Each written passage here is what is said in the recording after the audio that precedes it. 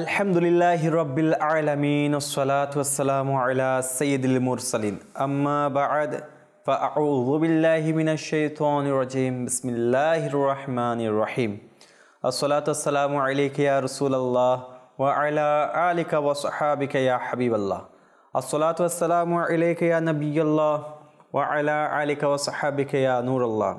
প্রাণপ্রিয় মাদানী চ্যানেলের দর্শকবৃন্দ, আপনাদেরকে আরেকবার প্রীতি ও শুভেচ্ছা জানিয়ে শুরু করছি অনুষ্ঠান সফল জীবনের নির্দেশিকা। যে অনুষ্ঠানে আমরা কি জানতে পারি কিভাবে সফলতা অর্জন করতে পারবো, সফলতার চাবিকাঠি এবং সফলতার মূল চাবিকাঠি কি, এই সফলতা শুধু দুনিয়ার নাকি আখিরাতের, কোনটা সফলতা দরকার, কোন সফলতার মাধ্যমে নিজেকে সফল করতে চাই। মানুষ তিন ক্যাটাগরির আছে। এক ক্যাটাগরির মানুষ হচ্ছে সে দুনিয়ার সফলতা চাই, আর দুনিয়ার সফলতার জন্য সে দুনিয়াতেই একেবারে জান দিয়ে দেয়। এই অবস্থা, শিক্ষা দীক্ষা এর মাধ্যমে সে দুনিয়াতে সফল হয়ে একজন সফল ব্যক্তি হিসেবে নিজেকে পরিচিত করতে চায়। আরেক ধরনের ব্যক্তি আছে, তারা দুনিয়াতেও সফলতা চায়, আখিরাতেও সফলতা চায়। আবার আরেক রকম ব্যক্তি আছে, তারা দুনিয়ার চিন্তা করে না, কিন্তু আখিরাতের সফলতার জন্য নিজের জীবনকে উৎসর্গ করে দিয়েছে। ঠিক তৃতীয় জনটি বেশি লাভবান হয়েছে। কারণ কেন? সে যখন দুনিয়াকে ত্যাগ করে দুনিয়ার সফলতার কথা, দুনিয়ার চাহিদার কথা বাদ দিয়ে পরকালের চিন্তা, পরকালের সফলতার চিন্তা করেছে, আল্লাহ তাআলা তাকে উভয়টাই দান করেছেন। আমাদেরকে দুনিয়া ও আখিরাতের কল্যাণকর জীবন, কল্যাণকর সব কিছু যেন আল্লাহ তাআলা আমাদেরকে দান করে এবং জাহান্নাম থেকে যেন আমাদেরকে মুক্তি দেয়। একজন সফল ব্যক্তির প্রত্যাশা এটাই থাকা উচিত। আর এর মাধ্যমে আমাদের কি প্রকাশ পাবে? বিশ্বাস। কি বিশ্বাস? যেটাকে আমরা বলি ঈমান। জি, আজকের ইনশাআল্লাহ আমরা ঈমান নিয়ে কথাবার্তা বলবো।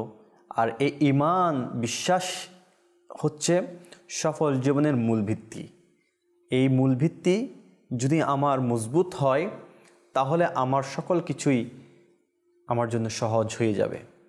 তো সেজন্য আসুন আজকে আমরা এই সফলতার চাবিকাঠি বা সফলতার মূল ভিত্তি সম্পর্কে আমরা শুনব।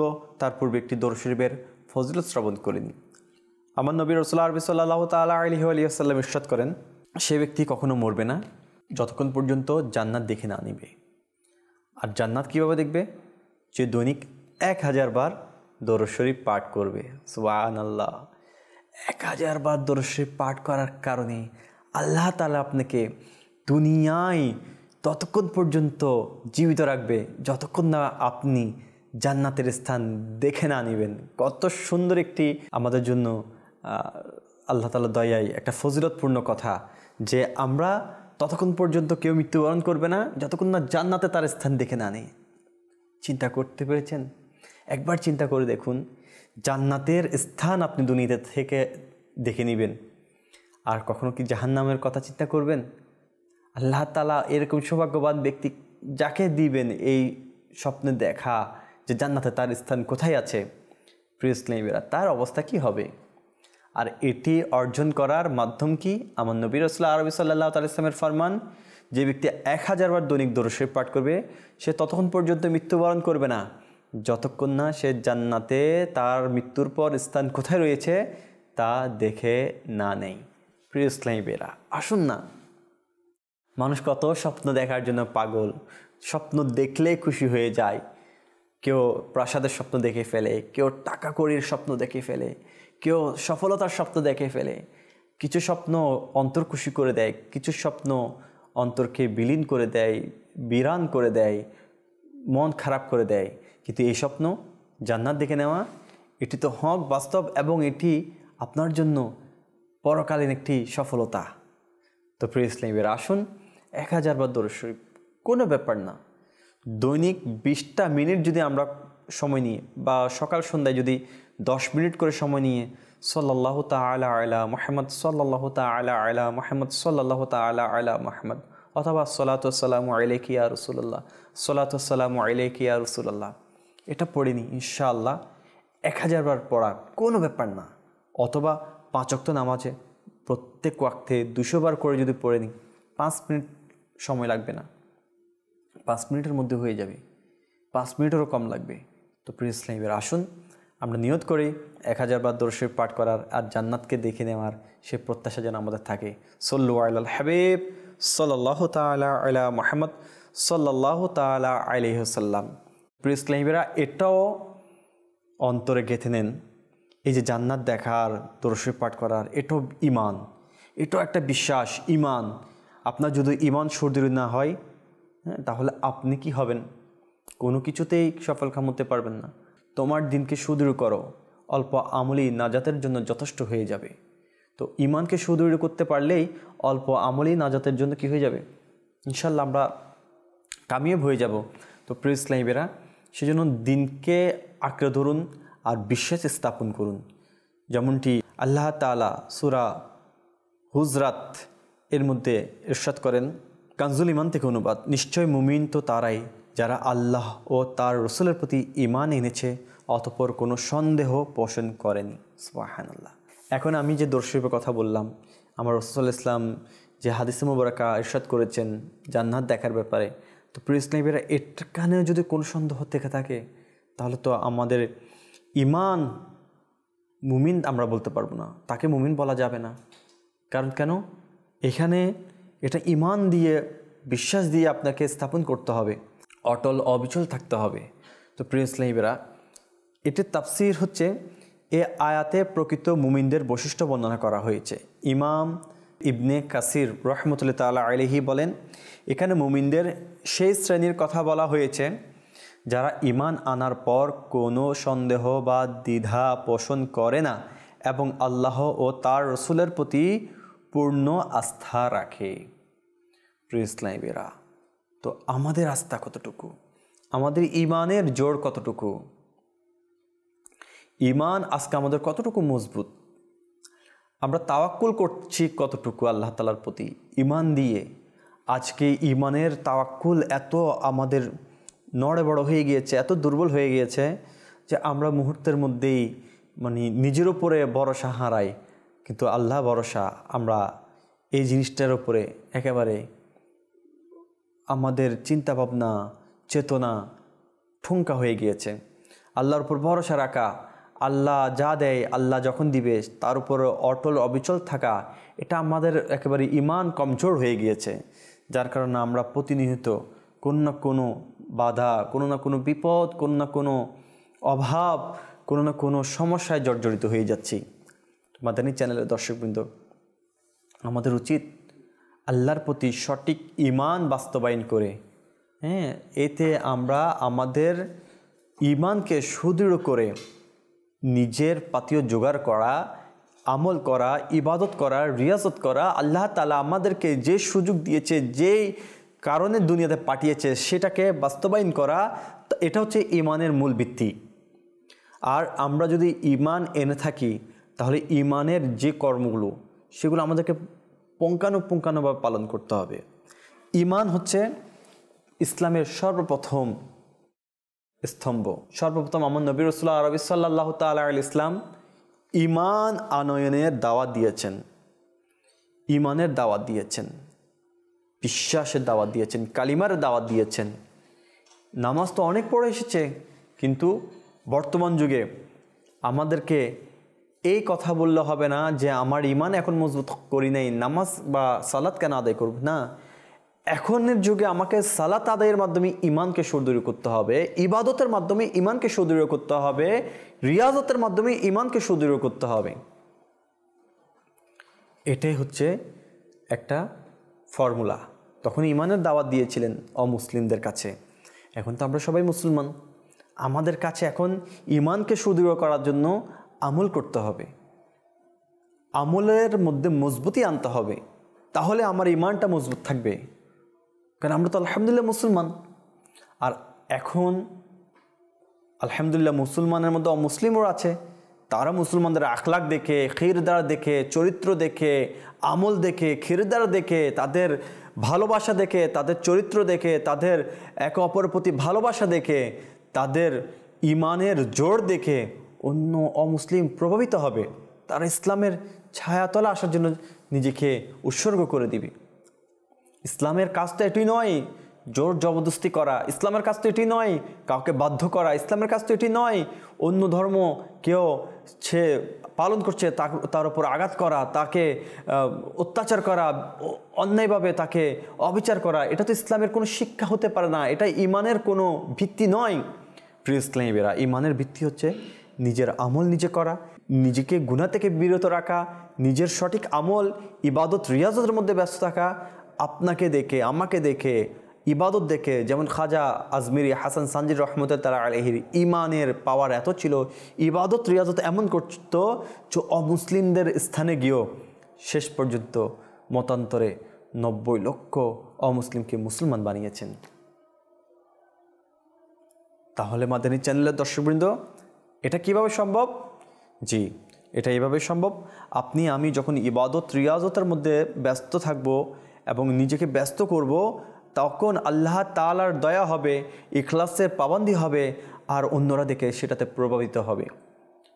আমার নবী রাসূল আরবি সাল্লাল্লাহু তাআলা আলাইহি ইসলামকে সবাই আল আমিন ডাকতেন। ইসলামকে যখন প্রকাশ করেননি, নবুয়ত যখন প্রকাশ করেনি, তখনও আল আমিন ডাকতেন। নবুয়ত প্রকাশ করার পর যারা আল আমিন ডাকতেন তারা আমার নবী করিম সাল্লাল্লাহু তাআলা ইসলামের উপর নিপীড়িত করেছেন, অত্যাচার করেছেন, কিন্তু আমানত দেওয়ার সময় কিন্তু আমানতও দিয়েছেন। এদিকে অত্যাচারও করছেন, এদিকে আবার আমার নবী করিম সাল্লাল্লাহু ইসলামের কাছে আমানত রাখছেন, কারণ তারা জানতো, তাদের বিশ্বাস ছিল এটা যে নবী করিম সাল্লাল্লাহু তাআলা ইসলামের প্রতি যত অত্যাচার করা হোক না কেন আমানতের খিয়ানত করবে না। আর আজকে আমরা আমানতের খিয়ানত করছি। মুমিন কারা? যারা মানুষের আমানতের খিয়ানত করে না, যারা কথা দিয়ে ওয়াদা ভঙ্গ করে না, যারা মিথ্যা বলে না, যারা অন্যের সম্পদকে আত্মসাৎ করে না, যাদের কথা ওয়াদার থেকেও বড়, তারা হচ্ছে মুমিন। প্রিয় ইসলামীরা আর মাদানী চ্যানেলের দর্শকবৃন্দ, আমার নবী করিম সাল্লাল্লাহু তাআলা ইসলামের আদর্শ নিয়ে চলতে হবে।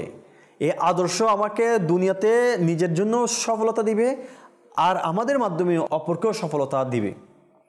আজকে বুজুর্গানে দ্বীনের কোনো চরিত্র আখলাক আমাদের মধ্যে বিদ্যমান পাওয়া যাচ্ছে না। সূরা বাকারার মধ্যে 285 নং আয়াতের মধ্যে আল্লাহ তাআলা ইরশাদ করেন, কানজুল ইমান থেকে অনুবাদ, রসুল বিশ্বাস করেন যা তার রবের পক্ষ থেকে তার প্রতি অবতীর্ণ হয়েছে এবং মুমিন ঘন। এই আয়াতে রসুল করিম সাল্লাল্লাহু আলাইহি ওয়াসাল্লাম এবং মুমিনদের ইমানের ঘোষণা করা হয়েছে।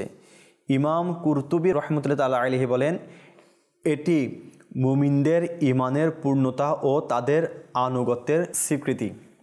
তো প্রিয় ইসলামীরা, আমাদের উচিত আমরাও আল্লাহ তাআলার বাণী, প্রিয় নবী সাল্লাল্লাহু তাআলা ইসলামের হাদিসে মুবারাকা এগুলো শুনি, আর এগুলোর উপর আমল করি, আর নিজের ইমানকে সুদৃঢ় করি, নিজের দিনকে সুদৃঢ় করি, আমল করি।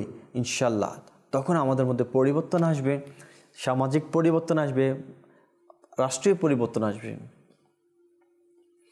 আমরা তো অনেকেই পরিবর্তন চাই, আমরা চাই সবাই শুধরে যাক, কিন্তু যার ইমানের কমজোরি আছে, ইমান নড়ে বড়ে আছে, তার মাধ্যমে বা তাদের মাধ্যমে বা কারোর মাধ্যমে এই পরিবর্তন আসা সম্ভব নয়, যতক্ষণ পর্যন্ত ইমানের সুদৃঢ় ঠিক থাকবে না। আর ইমানের সুদৃঢ় থাকার জন্য কি করতে হবে? আল্লাহর ভীতি, ভয় আমাদের অন্তরে, রাসূল সাল্লাল্লাহু আলাইহি ওয়াসাল্লামের ভালোবাসা আমাদের অন্তরে স্থাপন দিতে হবে।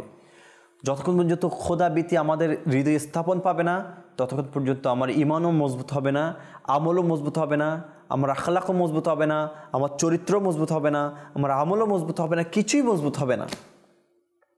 আর সে ব্যাপারে আল্লাহ তাআলা আমাদেরকে ইরশাদ করছেন সূরা আনফাল এর মধ্যে 2 নম্বর আয়াতে আল্লাহ তাআলা ইরশাদ করেন, কানজুল ইমান থেকে অনুবাদ, নিশ্চয় মুমিন তো তারাই যাদের হৃদয় আল্লাহর স্মরণে ভীত হয়।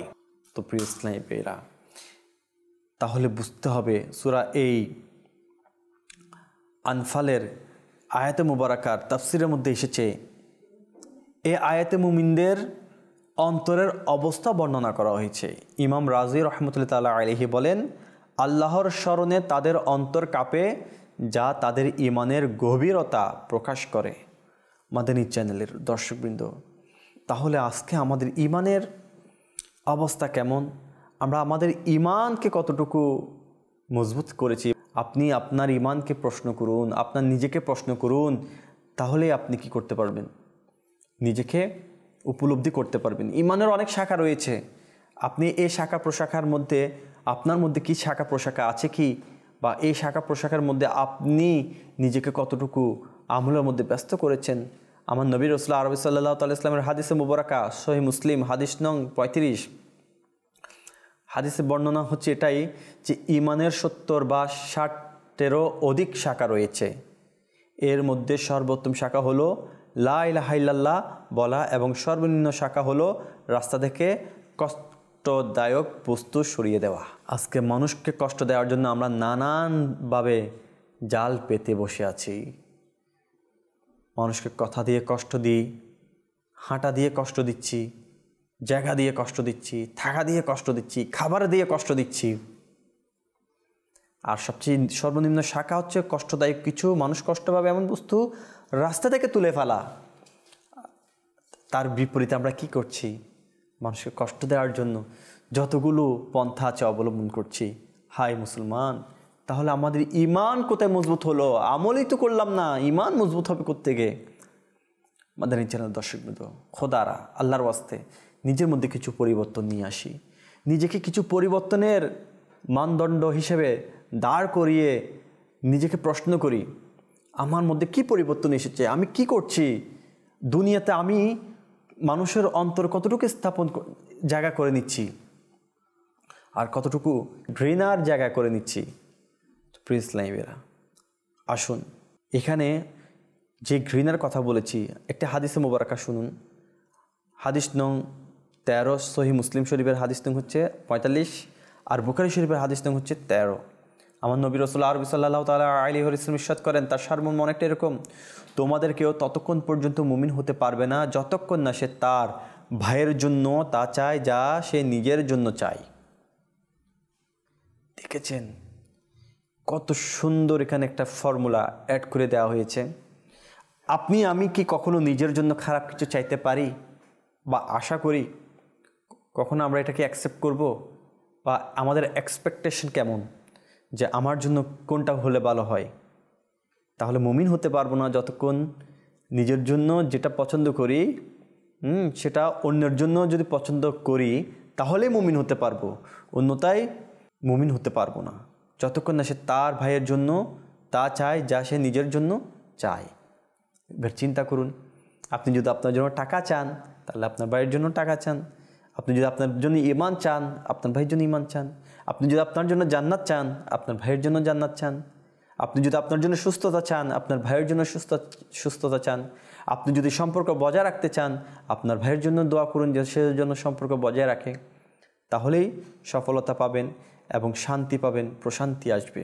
আরেক হাদিসে মোবারকার মধ্যে মুসনাদে আহমদ হাদিস নং 8452, ঈমান ও কুফর এক অন্তরে একত্রিত হতে পারে না। এখন আমার মধ্যে যদি কোনো কুফরি থাকে আর ঈমান থাকবে না, যদি ঈমান থাকে কুফরি এখান থেকে দুলিশাত হয়ে যাবে। ঈমানের আলো এমন আলোকিত হবে যে সে আলোতে আপনার কুফরি একেবারেই চলে যাবে।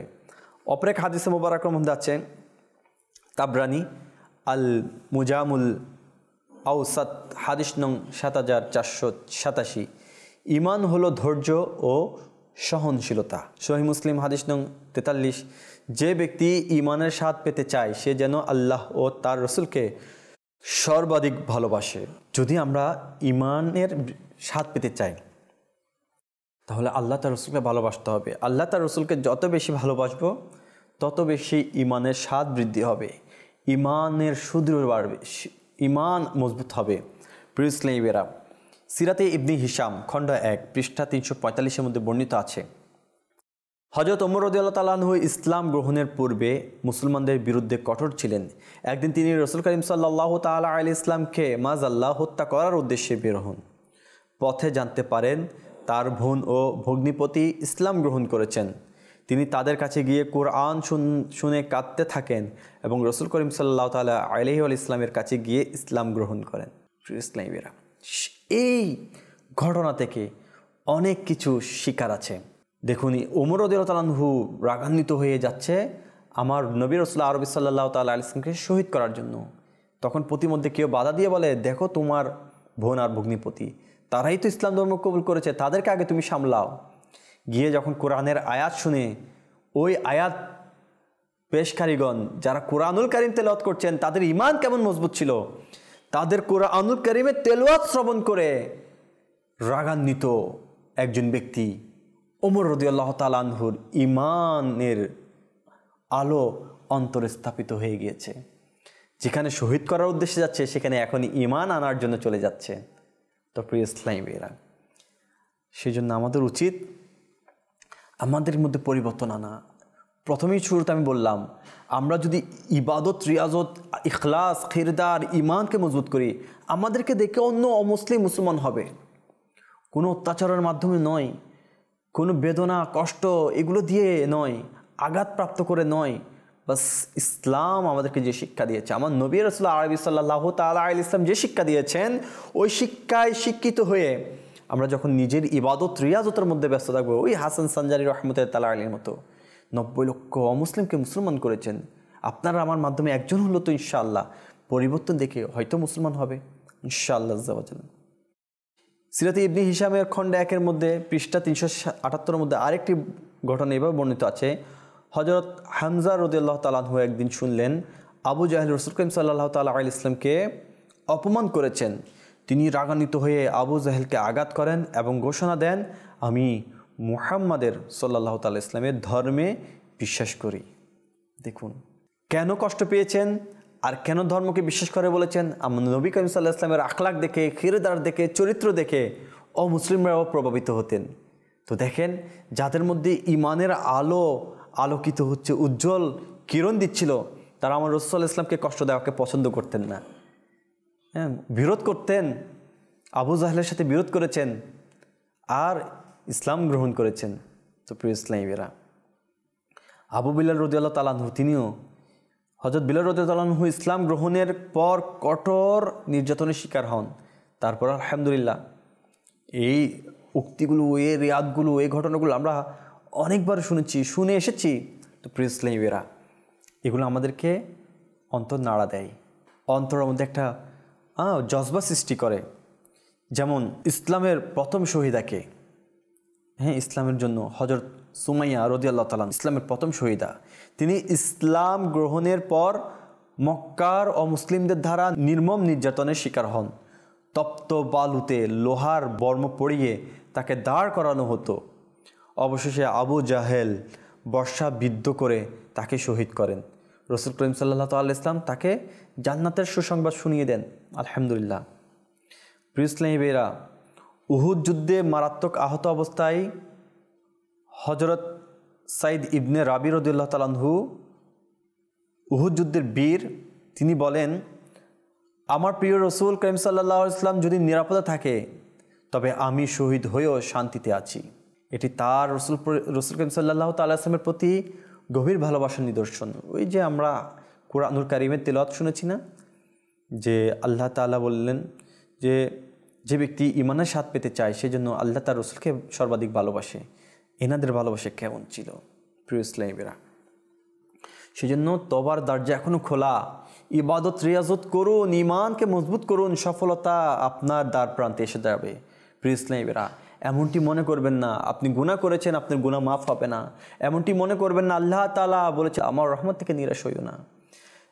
এক ব্যক্তি, আপনারা বারবারই শুনেছেন, বনি ইসরায়েলের 99 জনকে হত্যা করেছেন, পাদ্রীর কাছে গিয়েছেন, তাকে জিজ্ঞেস করেছেন আমার কি ক্ষমা হবে? সে বলে দিয়েছে, না, 99 জন হত্যা করেছো, আর কি ক্ষমা চাও, কি তোবা করবা, কি মাফ হবে তোমার? রাগান্বিত হয়ে ওই পাদ্রীকে পর্যন্ত তিনি শহীদ করেছেন, হত্যা করেছেন। রাগান্বিত হয়ে ওই পাদ্রীকে পর্যন্ত সে হত্যা করে দিয়েছেন। এরপরে একজন আলেমের কাছে গিয়েছে, বললে তুমি অমুক জায়গায় যাও, ইনশাআল্লাহ তোবা করলে তোবা কবুল হয়ে যাবে, আল্লাহ মাফ করে দিবে। প্রতিমধ্যে এই যাত্রাতে তার তোবা করার উদ্দেশ্যে যখন যাত্রা করলেন, ওই প্রতিমধ্যে ইন্তেকাল করেছেন। ওইখানে আযাবের ফেরেশতা, নাজাতের ফেরেশতা উভয় এসেছেন। পথ মেপে দেখতে বলেছেন আল্লাহ তাআলা, যে পথটি সংকীর্ণ আর যে পথটি প্রশস্ত সেই হিসাবে নির্ধারণ হবে তার জান্নাত জাহান্নাম যাওয়া। যদি সংকীর্ণ তোবা করার রাস্তা সংকীর্ণ হয় তাহলে সে জান্নাত পাবে, আর তোবা করার থেকে যে রাস্তা থেকে সেটা যদি প্রশস্ত হয় তাহলে সে জান্নাত পাবে। আর যদি সেটা সংকীর্ণ হয় আর তওবা করার রাস্তা প্রশস্ত হয় তাহলে জাহান্নাম পাবে। যখন তারা রাস্তা পথ মেপেছেন, দেখলেন তওবা করতে যে স্থান থেকে গিয়েছে সেটি প্রশস্ত এবং তওবা করার জন্য যে স্থানে যাচ্ছিল সেটা সংকীর্ণ, তওবা কবুল করে নিয়েছেন এবং তাকে জান্নাত দান করেছেন। তো প্রিয় ইসলামীরা, আসুন আমরাও ইনশাআল্লাহ জান্নাতের প্রত্যাশী হই। আমরাও চাই যে আল্লাহ তাআলা আমাদেরকে ক্ষমা করুক, মাফ করুক, আল্লাহ তাআলার রেজামন্দি হাসিল করার তৌফিক নসিব করুক। মাদানী চ্যানেলের দর্শকবৃন্দ, আজকে ঈমানের কথা আমরা শুনেছি। তো সফল জীবনের নির্দেশিকা এই অনুষ্ঠানে আমরা ঈমান আখলাকের কথা শুনছি। সফলতার আনার জন্য যা যা পয়েন্ট দরকার তা আমরা তুলে ধরার চেষ্টা করছি। আল্লাহ তাআলা আমাদেরকে কুরআনুল কারীমের মাধ্যমে, হাদিসে মুবারাকার মাধ্যমে, আমরা ঘটনা দিয়েও, বুজুর্গানের দিনদের উক্তি দিয়েও আমরা বোঝার, জানার এবং বলার চেষ্টা করছি। আল্লাহ তাআলা আমাদেরকে বোঝার, আমল করার তৌফিক নসিব করুক। মাদানী চ্যানেল দর্শকবৃন্দ, মাদানী চ্যানেল দেখতে থাকুন। ইনশাআল্লাহ আগামী পর্বে আবারও কোনো একটি নতুন বিষয় নিয়ে আপনাদের সামনে উপস্থিত হব। সবাই সকলে সুস্থ থাকুন, ভালো থাকুন, মাদানী চ্যানেল দেখতে থাকুন। সাল্লু আলাল হাবিব সাল্লাল্লাহু তাআলা আলা মুহাম্মদ সাল্লাল্লাহু তাআলা আলাইহি ওয়াসাল্লাম।